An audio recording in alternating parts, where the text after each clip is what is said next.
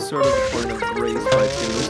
Well, yeah, but like kids are still being raised by Toons now, so okay. I mean, I was still being raised even though I was 20, whatever, 19, whatever. Yeah. But I think we should do more of like a recent show, and you know what you want to do, Chad? What? What? Since we first started this damn show, you've been hinting every single week about doing Assy Mcgee. Just say it. Just say you want to do Assy Mcgee. Fine. I, Chad Cook, want to cover the show Assy Mcgee. Is that too much ass? Hey everybody, and welcome to another episode of Raised by Toons. I'm Dan, the Chief Mason. I'm Chad Flagellant Cook. And today, due to Chad Cook's request, we will be reviewing Assy Mcgee.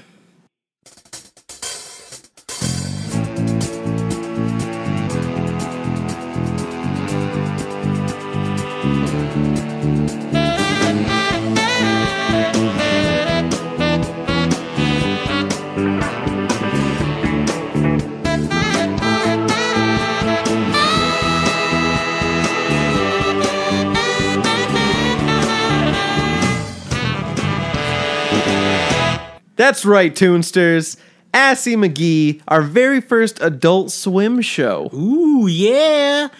For all you pothead, well, not just potheads, I would say, because, you know, it doesn't necessarily have to be. It's Assy Mcgee, one of the it's short-lived shows, 2 seasons, 20 episodes. Yep. It came out 2006. November 26th, yeah, 2006. When did that baby go down, Chad? July 6th, 2008. So it was a short-lived show, but it was great. Every episode, 11 minutes, fantastic, hilarious. Produced by William Street, who works with Space Ghost and well, they work with Adult Swim pretty much. That's all they make is Adult Swim shows and Cartoon Network. They're owned by Cartoon Network, and the creator of the show, Matt Harrigan and Carl W. Adams.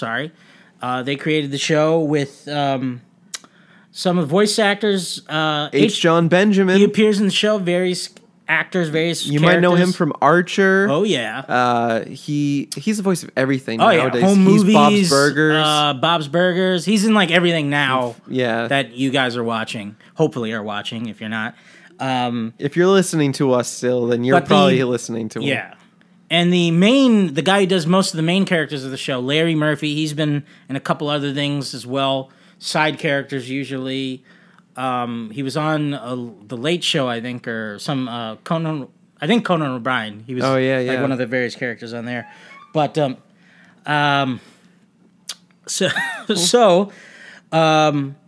well, pretty much Assy Mcgee is about. Let's get into what the show is about. Yes, it's about the typical movies and TV of a cop show, the gritty renegade cop who just downtrodden and just depressed, very violent and self-mutilating. Yeah, and he's like the Assy. Let me explain Assy Mcgee. It's actually what is it? Why do they call him Assy Mcgee, Chad? Because he is pretty much a pair of buttocks. He is with a legs. walking pair of buttocks. He's usually always wearing high socks, shoes, and a holster for his gun. And there's no hands. He has no physical hands. He's just the lower torso. So if he would use his gun, it would be like a magical hand right next to him. Yeah, it just sort of it's implicated that the gun will just act as if there's an invisible set of hands. Pretty much. And that's how he opens doors, and it's a what's the term? Suspension of disbelief. Yes. And very negative space oriented character. And pretty much he would just get into these cases, not even most of the time unintentionally. Like he's just going about his day, and then suddenly he's pulled into a case, and the cases are very exaggerated or very just out there. Sometimes they're by the book detective stuff, and then sometimes it's like squirrel mutilation. Yeah. And mind you, this all takes place in Exeter, New Hampshire, which is not a real place. No. They created it, but because you will not find any part of New Hampshire that looks like this place. Looks like pretty much like New York, or like a gritty part of like whatever city, Gotham, something like that. And like just the show. He's the bad cop to the good cop, which is his partner Don Sanchez, of Hispanic descent. Affy. He's based off of actor Luz Guzman. Yeah. I forget his name. He was always the good cop. Yeah, he's the Mexican actor from like Boogie Nights. He's the one with the lisp. He's like, hey, Affy. And he's just who is a human being. Yes, he's a human being. The world is human beings. Everyone else. Assy Mcgee is the only walking, talking, farting pair of buttocks on the screen, wielding invisible hands and limbs. But what sort of adventures do they go on? Pretty much, like, to start off, like, the first episode, it starts off with, you know how a cop show would show the murder of someone? So, usually it starts with the crime. The episode starts with the crime. And then it cuts to them coming to the crime scene, or them, maybe they were there when the crime scene happened or something. And then they go to their chief, and chief's like assigning them to a case, or they're being told to stay off a case, and they still get involved in some capacity. And speaking of crime scenes, Assy Mcgee is also the type to start his own. Yes. He is known to use his firearm without provocation. Or limbs. Or limbs. And he seems to have a quip with every bullet he fires, which is great. And like the whole... I threw you in hell. Every line he says is almost like a... Can you give us a pun catchphrase? Yeah. Can you give us a bit of a sample? Yeah. Chad is a pretty mean Assy. We do. Do you want to be John Adams, the everybody's favorite whore killer? Yeah. So pretty much, there's a parade going on. John Adams, actor, is on a float, and he confronts him. And he's like, well. If it isn't everyone's favorite whore killer. and then he's a dead Assy Mcgee. And he hops onto the boat, and he just pulls out his gun immediately, and he's like, I got one bullet, and it's got your email address. Don't make me hit send. The whole show is full of those whip your your sunglasses off moments. Yeah. Like Law and Order, is it? Or CSI? CSI. Or even like with action movie, like Dirty Harry, or what's another? Like Sylvester Stallone. Because the voice was actually sort of split off of, and it very exaggerated Sylvester Stallone with the slurred speech. Yeah. And, it sounds like he's being choked by his buttocks. Yeah. Pretty much the cheeks get in the way. Past, but the cheeks are blocking his speaking path. The anatomy of him is fascinating. Oh, but and the fact that they never show the front half. If you did want to play a part in that one, like after he said don't make me hit send, he goes, looks like your inbox just got a message. and then he goes, you say I'm just an actor. I'm just an actor. And he goes, can you play dead? Oh. And he just fires bullets into him, killing him. Can you play dead? And the key point about it is, even if they look innocent, if he's killed them or abused them in some way, they are guilty of some weird crime not connected to it at all. He has either an insane amount of luck or a vision. Like some Sixth Sense type of... They're typically like, you found the blah, blah, blah killer. Yeah. It's like, I did? Yeah. He's usually oblivious to it, or he's got some weird... Well, sometimes he's got some weird, like, conspiracy that he's like, blah, blah, blah. But usually, the key about his character is when you can't understand him, it's intentional. It's like an inaudible type of, like, he'll start with something like, I can't understand you, Affy. Yeah. And it's the show itself, Chad has been begging to do Assy Mcgee for so long. It's just so plays off every action or like cop or crime drama type of thing, but completely obliterates the context of everything, and just it makes it that much more entertaining because it's honest. You don't know who's gonna get shot. You don't know who's gonna be. It's very spontaneous. It's not very procedural, even though it is procedural. It isn't procedural. Assy here's why I respect Assy Mcgee as a TV show. Yeah. Adult Swim gave a chance to a show that would have never seen the light of day 10 years ago, 5 years ago. You know what I mean? That's true. It's still today, it would be very hard to pitch that show of a walking asshole buttocks that is a cop that's trigger happy and depressed and self-defeatist and somehow always saves the day. You can't pitch that anymore, but Adult Swim took a chance on it, and it turned out to give a lot of big names some notoriety and a lot of writers' work. And watching it with Chad, it is one of the funniest, smartest shows. And I say that about a show that is a walking butt cheek cop. It is one of the smartest written shows I've seen in a long time. The way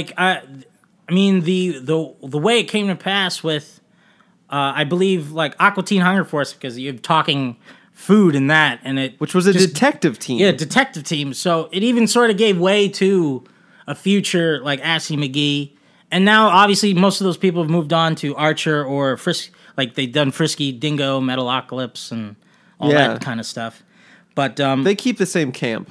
Oh, you know what? I almost completely forgot. Did you know Assy Mcgee had initial theme song that was in the works, but they never quite really stuck with it, and they went with the one we played earlier. Are you serious? Yeah, it was. I think the band was called the Pooh Fighters. Pooh Fighters used to be Denny and the Dinosaurs, right? Denny and the Dinobots. Denny and the Dinobots. Yes, they wrote that song we used before. Yeah, for Beast Wars. They did an Assy Mcgee song? Yeah. Well, I think we could cue it up right here. Hey, let's hear it from sorry, what was the name again? It's by the Pooh Fighters. The Pooh Fighters. It's the Assy Mcgee theme song.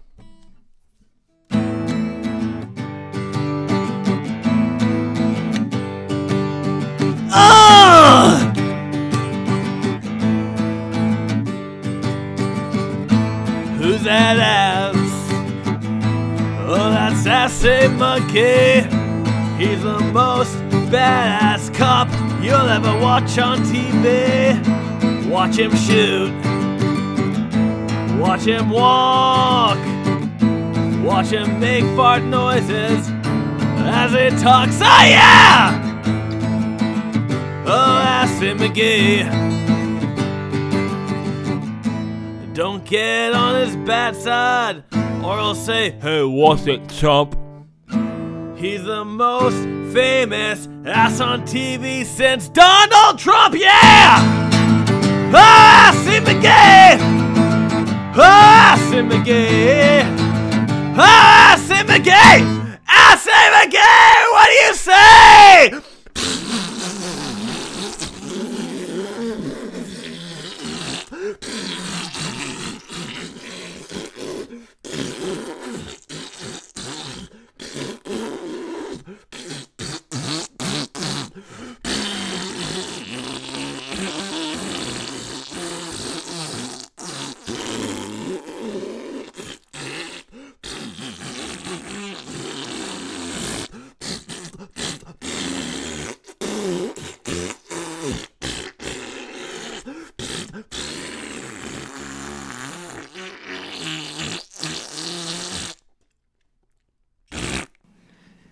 Wow, the Pooh Fighters, ladies and gentlemen.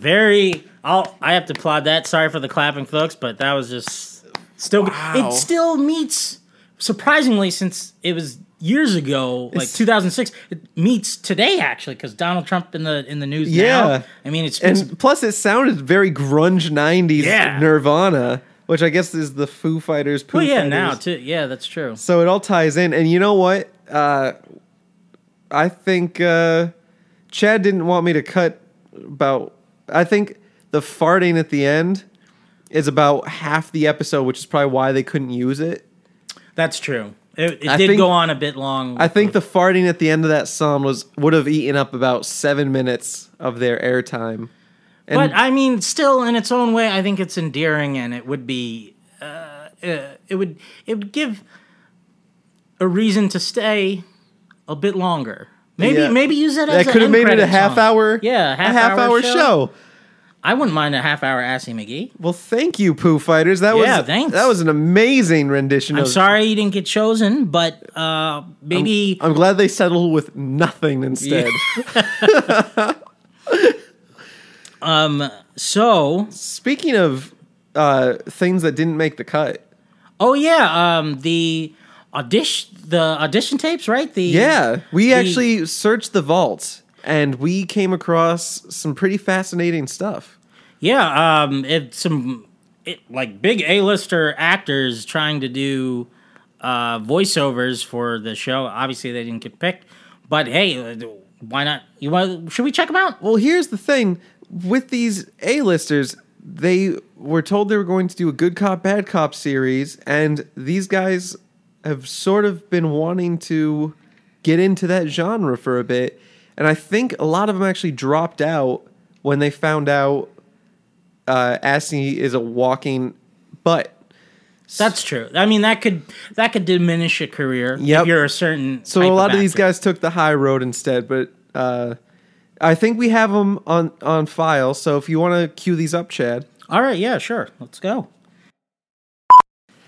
Sean Connery, it is an honor to have you. I'll cue you in. Okay. Where are you going, asshole? I'm going to shoot you. Wait a minute. You're not Sean Connery. What do you mean? Gilbert Gottfried. Oh, you caught me. I'm sorry. We told you couldn't read for the part, Gilbert. I thought I would get the part as Sean Connery, but you know, what am I going to do? Okay, let me just read you this line. Maybe you'll take it. Okay? Maybe you'll take go. It. The chief told me to do this by the book. The problem is, I'm illiterate. Get the hell out of here, Iago. All right, whatever. Richard Dreyfuss, we have you reading for the role of Sanchez, Assy Mcgee's sidekick. Okay. I was in Jaws, so mind you. We have your transcript. Thank you, sir. Okay. Assy, you can't be doing that. You know, he has a bit of a Hispanic culture in him. Could you try to give us some of that? Adios. That'll be I was in Jaws, okay? We have the transcript. Mr. Nolte, it's an absolute pleasure having you in. Oh, yeah, thanks. As you know, you were reading for the role of Assy Mcgee. Yeah. So if you wouldn't mind giving us a little sample of the script there. Okay, Hey, Paco, how about next time you wear some deodorant? That's a great read. Now, do it as if you were a giant asshole.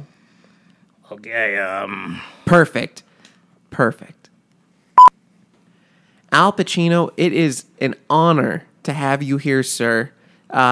This would be your first animated feature. Yeah. And thank you for having me here. We have you down for the chief, but we'd love to have you read for multiple parts. Sure, no problem. Okay, give us a little bit of the chief. A little bit of chief, okay. Here we go. Damn it, Assy! Why are you always shooting people? I need to know why now. That was amazing, Mr. Pacino. Could you give us a bit of Sanchez, his good cop sidekick? Okay. I'm all right. You want to fuck with me, man? Okay? That is the exact opposite of what I said.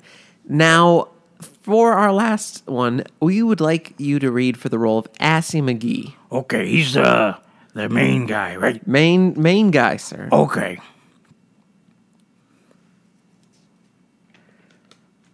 I'm gonna rip off your head and eat spaghetti out your neck. That wasn't... Okay. Could you just give us a hoo-ha? Hoo-ha! That's it. All right. You would have never thought that those people would be going for I mean, maybe Gilbert, because, like... What's Gilbert doing? Well, I mean, only because he's done voiceover stuff before. Yeah. You know? Like, the most recent I remember is Family Guy and something else. I mean, well, he was the Affleck Duck. That's true. You know, but yeah. So can I paint you a picture, Chad? I guess these streets are mean, Chad. Maybe a little too mean for somebody like you. Somebody with a big heart, open to a lot of possibilities. Yeah. You open the door. The streets have that nice sulfury smell. That heat's rising off after fresh summer rain. Mm-hmm. But you can picture that smell. There's a faint burning in the distance coming from the trash cans, keeping the homeless a bit warm, even though it's the summer. I don't know. Don't judge. So anyway, you're pounding the pavement. Then all of a sudden, your partner turns the corner. He says, Chad, get down. Right before you can even react, boom, bullet goes right through his head. Mm-hmm. Your partner is taken down right in the line of fire. You pull out your Colt 47. You get behind some coverage. Find out that homeless guy that was warming himself, he's got his gun pointed right at your head. As he has that sadistic twitch in his eye, saying, this is the last face you'll ever see. What bowl of cereal are you imagining eating first when you get to Valhalla? Well, who knew this was going to be a cereal question? But I'll answer it nonetheless. I would have to say I would be eating Krusty O's. I forget if that was a real cereal. I mean, just briefly. Simpsons. You know what? I'm just going to go with Rice Krispie Treats cereal. Mm-hmm. Because it's crunchy, like the crime that I take a bite out of every day. Thanks, McGruff. So, have you had Rice Krispie Treat cereal lately? They brought it back from Canada to the U.S. recently. Really? It is a sugar coma. I don't doubt that at all. That's why I have diabetes. Yeah. I think.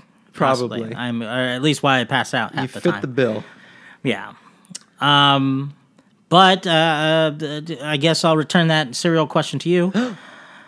So, the scenario that you will be finding yourself in is you're in a dark alley.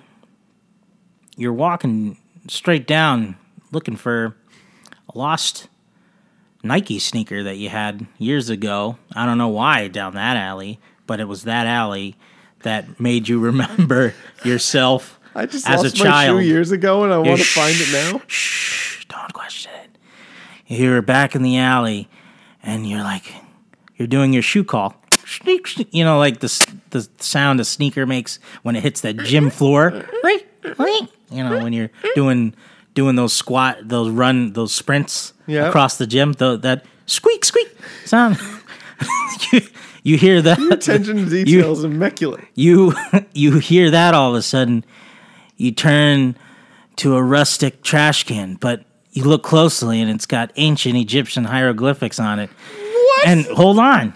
And it says that King Tut will rise again. And mind you, King Tut was a cool guy. He was pretty cool in my book, I think. And the trash can opens and light shines out, bestowing you a magical bowl, and you could have any cereal that you want in it. But as you look to your left, a projector turns on, and Assy Mcgee starts playing. But you turn back to the bowl, and you finally decide on what cereal that you're about to eat. What cereal would that be? Do I ever find the shoe that I went into the alley That's for? not important right now. Oh. What's important is the bowl of cereal. Okay. So I think I would have Fiber One to clear my colon and give me the flatulence I need to hit the streets. Look at that, folks. Fiber One cereal. It will make you poop. Now, Chad. Yeah. What sort of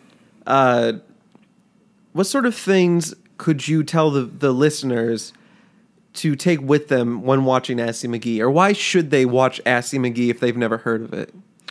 Well, I mean, it's a show where it's abnormal. Like, you know, if you're a person you're tired of a lot of cartoons that don't give you anything new, or I mean, there's a lot of great ones. There's a lot of great ones now. I mind you that are just out there, but this one you wouldn't. The concept is just inconceivable. The jokes surprise you because they come out of left field, and you think it would be that dumb, but it actually is smarter than it looks. So very well written, well drawn. You know, the characters are lovable in their own part. They play typical stereotypes, but they play them to an exaggeration or extreme that is hard to see in much other things. I mean, the only thing I could compare it to would be, it's what drew me to Archer. It's what drew me to Frisky Dingo. It's like many Adult Swim shows in that same vein of something I couldn't get during the day. Something of a much older. Obviously, this is much older audience as well, so it reaches to that mindset and just plays on dirty poop jokes still. So it's still childish, but it's still smart, and I think that's why it's such a great. Yeah, and pretty violent as well. Obviously, ultra violent. I mean, there's blood. Obviously, not like gorish, but there's blood. It's not like a super jail. No. It's just people getting shot. Like Archer. And Archer, yeah. Archer gets bloody, but it's not grotesque. Or like Frisky Dingo-ish. Yeah. Yeah. I would say that Assy Mcgee is a testament to that. Yeah? Yep. I actually forgot what I was going to say. Oh. But it was... was that a nice save? That was a good save. No, it deserves a bit more credit than I think it received. Yeah, I agree. Because I think it was one of the only shows I laughed out loud during from Adult Swim in a long time. True, I mean... Because Adult Swim has some very good programming now. Yeah. But for a while, like stuff like 12-Ounce Mouse... Oh, yeah. And like this Squidbillies never caught my attention at all. But that sort of stuff was on the air, and I just never found it funny, per se. But Assy Mcgee was the right sort of hybrid of funny, action, and stupidity. Yeah. It was, I mean, for a show, like, I have to keep reminding myself, for a show about a walking butt cheek, it was... Butt cheeks. It was way better. Just seeing how, like... First of all, some of the sight comedy is hilarious because how he just handles a phone is hilarious. Where he's eating food like a churro and drinking coffee. And it just picks it up with its imaginary limb and vanishes. Like he plucks a chicken when he goes hunting. Oh, yes. Like things like that are just hilarious to see. And then the dialogue of those one-liners of... give us one more of that... Adios, blimp. I mean, well, no, that wasn't a really good one. Sorry. Give us like that dead one. Wait. Oh no. Here's one liner that I thought was hilarious. People come out of comas every day. Like he says that just it's like a quip, like a that's the nice thing, quip. Passive. Yeah, you barely expect it. I mean, if you know the show, obviously you'll listen for him, but if you're not paying attention, you'll miss these like quick interactions he has with all these other people, and they're just so funny because it's just like he doesn't give a shit. Hooker killer. As a favorite Swedish hooker killer. It's very well done. Yeah. The animation, like Chad said, is great too. Would you like to give it a bit of a review? Okay, yes. I will, well, obviously I'm going to give this show 5 stars. Or, well, not stars, sorry. I'm going to give it 5 Asian masseuse hand jobs. Because, let me give some context to that. He goes to an Asian masseuse every now and then, and he gets kinky, and she'll get spanked or electrocuted and stuff, but later, eventually, he always asks for like a hand job from her, and you just hear the sound effects on some of the time, and he farts and stuff during that. So, yes, 5 Asian masseuses giving expletive can chops. Jeez. Well, I think I would give it 4 John Adams hookers. Ooh. Keeping it clean. Keeping it clean. Keeping it clean. With the hookers. Hookers. But like we were saying for the whole episode, it's original, but it takes a familiar formula and makes it new again. And it's short. There are 11-minute episodes. Mm-hmm. It's on Adult Swim right now. Won't take up most of your time at all. You could watch both seasons, 20 episodes in an afternoon. Yeah. And you're good, and that's it. And it's passive, and it's fun. Mm-hmm. We finally let Chad get his episode in of Assy Mcgee. Yeah. But we did find some hidden things in the vault, and we heard that new song. Oh, that old song from Pooh Fighters. From the Pooh Fighters. And we've got those audition tapes, although they were a little shoddy here and there. You can see why they gave the part to Larry. Yeah. Though. Yeah, Larry made it his own. Well, I think that's going to do it for us today. Yeah, and that's been... The Cat's Pajamas. What? I was just trying to think of a new thing to throw you off. That's one of my things. I throw people off. Anyway... My name is Dan. Oh, sorry. I was throwing you off. Ha! You didn't know what I was doing. My name is Dan, the Chief Mason. I'm Chad, Flagellant Cook. And remember, if you weren't raised by Toons... You weren't raised right. What? Thanks for listening to the Raised by Toons podcast. Be sure to visit their website at www.raisedbytoonspodcast.com. If you haven't already, subscribe to their podcast on iTunes, and don't forget to follow them on Twitter and Facebook. Tune in next week to listen to 2 grown men who peaked in middle school try to relive their glory days on Raised by Toons.